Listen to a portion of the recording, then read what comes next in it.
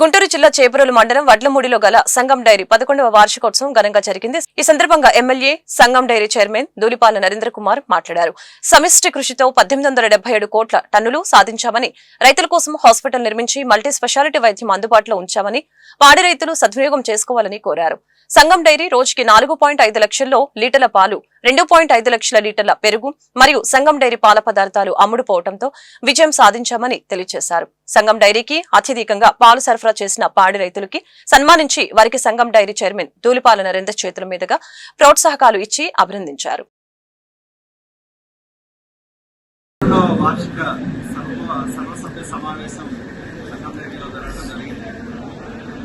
గత సంవత్సరం సంగం డైరీ యొక్క ప్రగతిని మా సభ్యుల ముందు ఉంచాం. 1870 కోట్ల టర్నోవర్ని ఈ సంవత్సరం సాధించడం జరిగింది. వచ్చే సంవత్సరానికి 2200 కోట్ల టర్నోవర్ని లక్ష్యంగా పెట్టుకుని పనిచేయడం జరుగుతుందని చెప్పి కూడా తెలియజేస్తా ఉన్నా. అదేవిధంగా రైతుల కోసం రాబోయే రోజులు ప్రత్యేకించి గ్రామీణ స్థాయిలో ఉన్న రైతాంగాన్ని సంగం డైరీకి అనుసంధానం చేసే విధంగా కార్యక్రమాలు తీసుకుని ముందుకు వెళ్తాం. ముఖ్యంగా మేము సంగం డైరీ తరఫున సంగం సీడ్స్ అనే ఒక ప్రాజెక్టు మొదలుపెట్టాం. గత సంవత్సరం బీపీటీ విత్తనాలని కొంత రైతులకు కూడా అందజేయడం జరిగింది.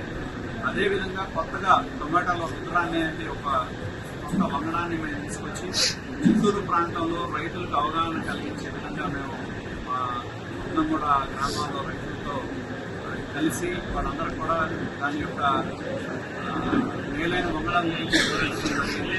అదేవిధంగా రాబోయే రోజుల్లో ఈ ప్రాంతంలో ముఖ్యంగా ప్రధానమైన పంటలైనప్పటికీ కానీ మినుము, పెసర, అలాగే మిర్చి, బెండ, అలాగే చిక్కుడు లాంటి పంటలు ఏవైతే ఉన్నాయో వాటిని సంగం సీడ్స్ పరంగా నాణ్యమైన విత్తనాలు రైతాంగానికి అందించే విధంగా రాబోయే రోజుల్లో ముందుకు వెళ్తామని చెప్పి కూడా తెలియజేస్తామా. ఈ సంవత్సరం బీపీటీ విత్తనాలని మేము సంగం డైరీ ద్వారా సొసైటీలో ఉన్న సభ్యులకు అందించాం.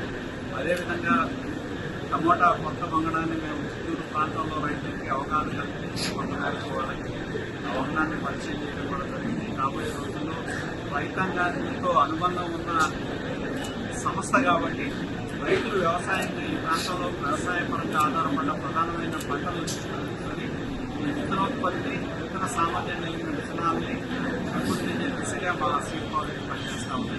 అలాగే సంగం డైరీ పరంగా కూడా ఎప్పుడైతే కంపెనీలోకి మేము కన్వర్ట్ అయ్యామో, కంపెనీలో కన్వర్ట్ అయిన తర్వాత చాలా డైరీలు ఏ విధంగా ఒడిదుడుకులు ఎదుర్కొంటూ ఉన్నాయో మనం చూస్తూ ఉన్నాం. ఒంగోలు డైరీ మూతపడింది, అలాగే కరీంనగర్ డైరీ చూసిన, లేకపోతే వైజాగ్ డైరీ ముఖ్యంగా.